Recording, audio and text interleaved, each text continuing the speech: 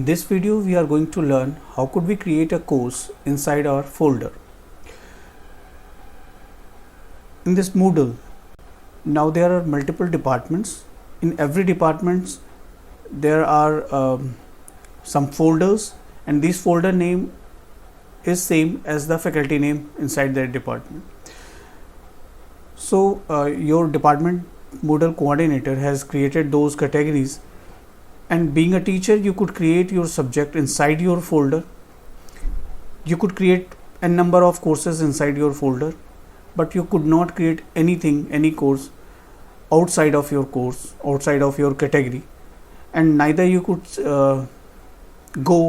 you are not allowed to go inside any course which is not your category. So you could create and you could access your courses inside your category only.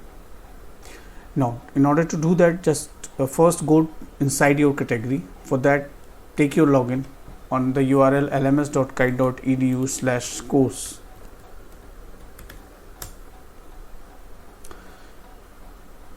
This page would appear. Just you have to go to your department, but before that, just take your login. So, your login credentials are your employee ID, same is user and password.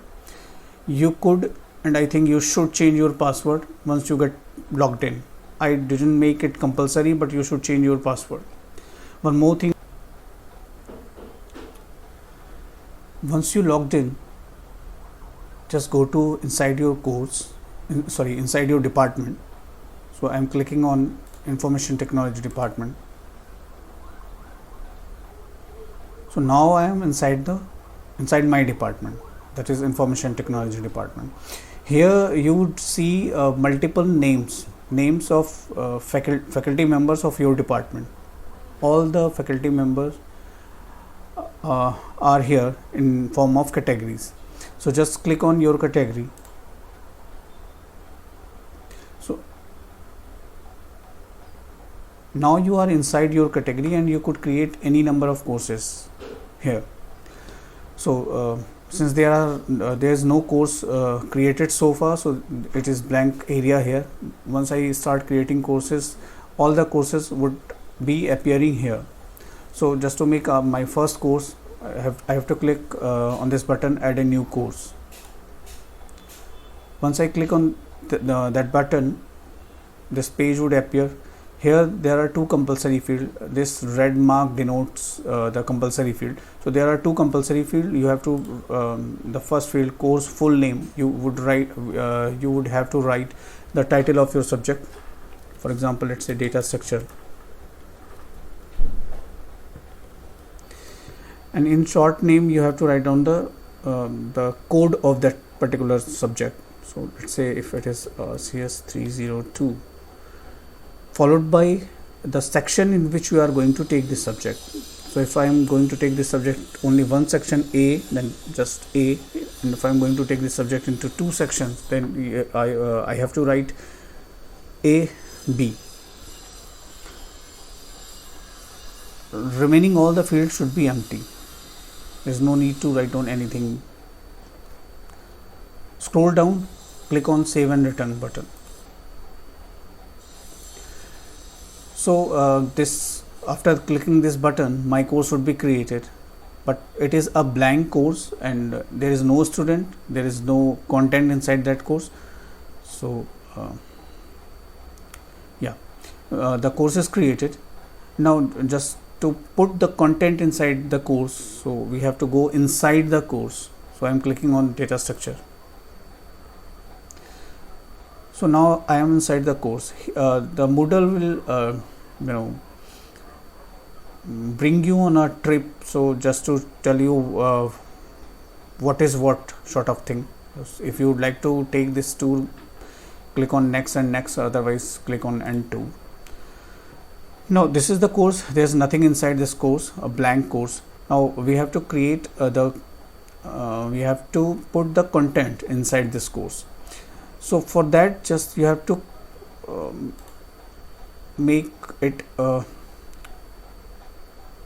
edit mode on. So for that you have to click on turn editing on. This is because you could not change it accidentally. So if you would like to change anything inside this course, change mean you would like to add something, you would like to delete something, or you would like to update something. So if you would like to change inside your course, so you have to make this option turn editing on. Now once you edit this on, turn editing on, it will remain on till your log off. Once you log out from your Moodle, that the editing would be off inside your course. So if you would take next login, you have and you would like to change inside your course, so you have to again turn editing on. So this is after turn editing on, some additional option would you could see here. Now what you have to do, just to part ABC you have to create. So in order to do that, just click on this pencil button or pen icon, write on the part A and press enter. So that topic 1 would be converted to part A. Likewise here the part B and part C.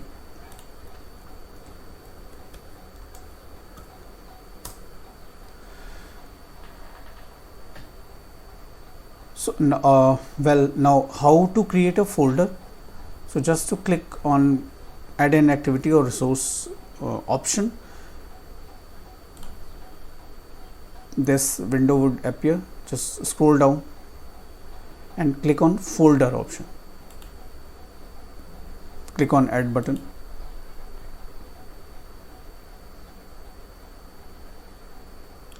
Now this page would appear. You have to write down the name of the folder. So if let's say if you would like to create a folder of name, let's say quiz, then write down quiz.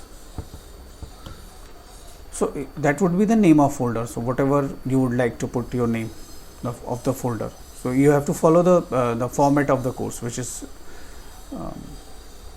earlier I think it is shared to you, the format. Now inside that folder, which file you would like to add inside this folder, you have to put those file here in this area. Now you could drag and drop those file here, or you could choose the file dialog box. File dialog box means I repeat again, this you have to click on this page icon. This dialog box would appear. You have to click then upload a file, then choose a file. So this will open your file dialog box. So from here you could go to any directory of your system, and then you could choose any file. So either pick this way, or I'm just taking some, say I would like to add this particular file. So that file has been selected, and now upload this file.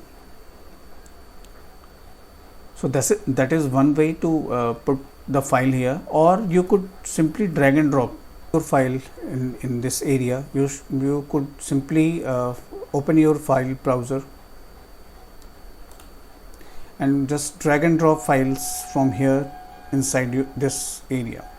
So suppose I would like to add this file, so I simply drag and drop in this area, and that file would be uploaded.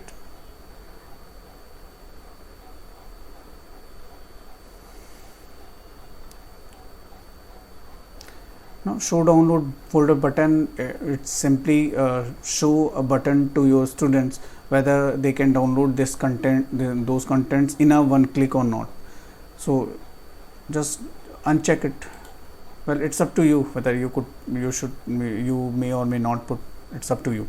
So by clicking this, a download button would be appear, and any student could click on that button and download the contents. If you uncheck this thing, that button would not appear, and the student have to download all the content one by one. So just by putting n number of file here, or whatever number of file you would like to add here, just click here, save and return to the course button.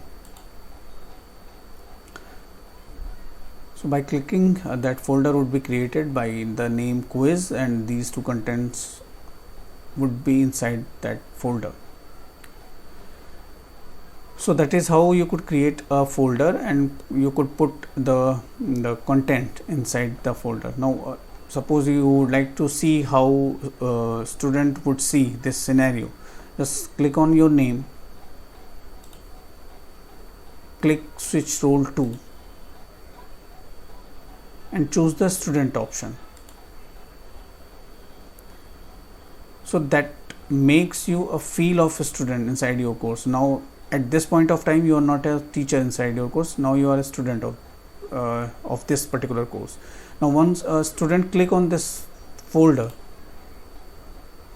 he or she would see the contents inside that particular folder. So since we have put two files, now these two files are here. So now to download those files, simply a student have to click on that on those option and he can download. If we checked that checkbox, a button would appear here. The student would click on that button and all the content would be downloaded in one go. So that is how we could create the course, and then how could we rename the sections, and inside section we could create folders and files. Now suppose if I have would have to add some file directly, well in that case I'm going back to my normal role. So just I clicked on my name and return to my normal role. So now I become teacher again, and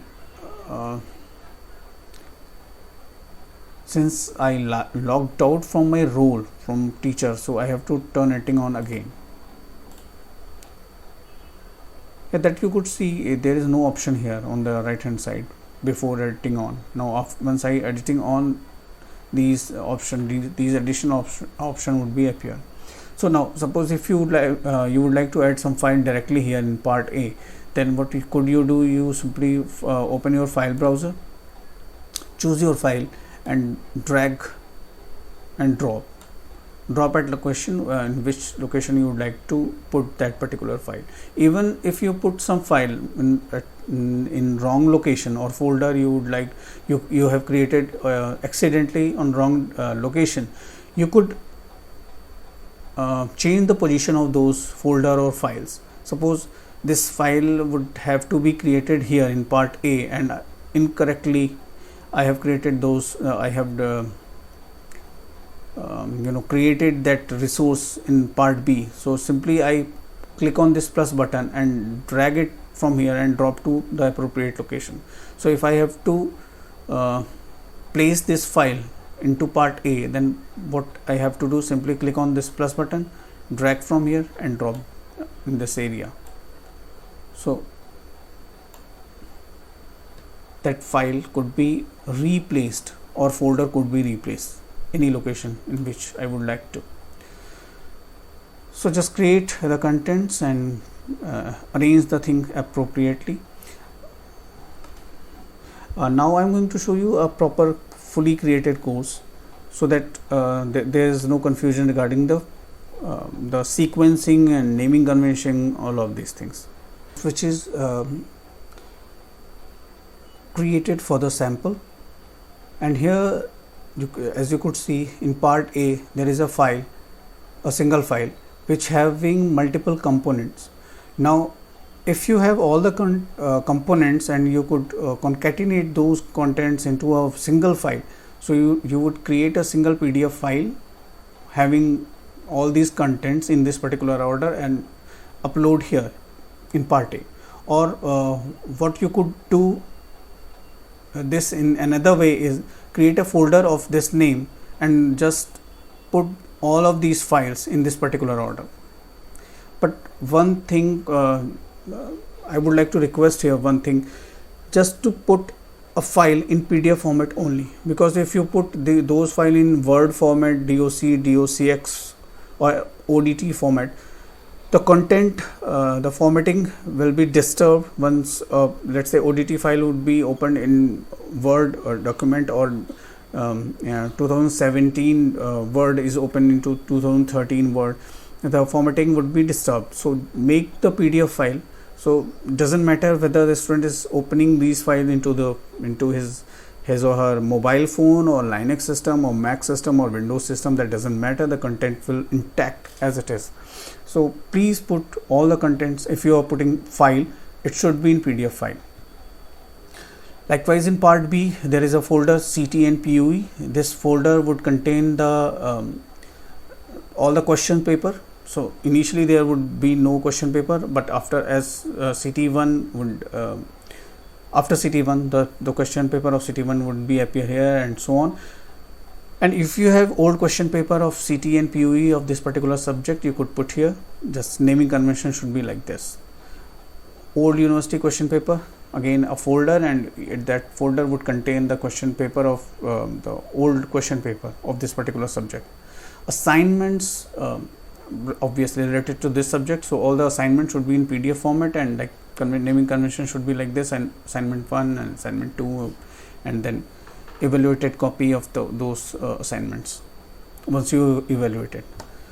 Tutorials, if you have quizzes, well, in MCA, CS and IT department, the quiz is getting online. So the faculties from these 3 departments, in fact I should say these 5 departments, would create the quizzes online.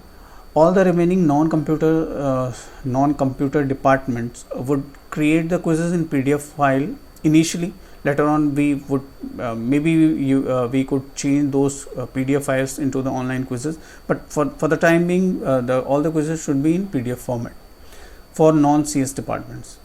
Now question bank folder, inside this folder the question bank of your subject would be there.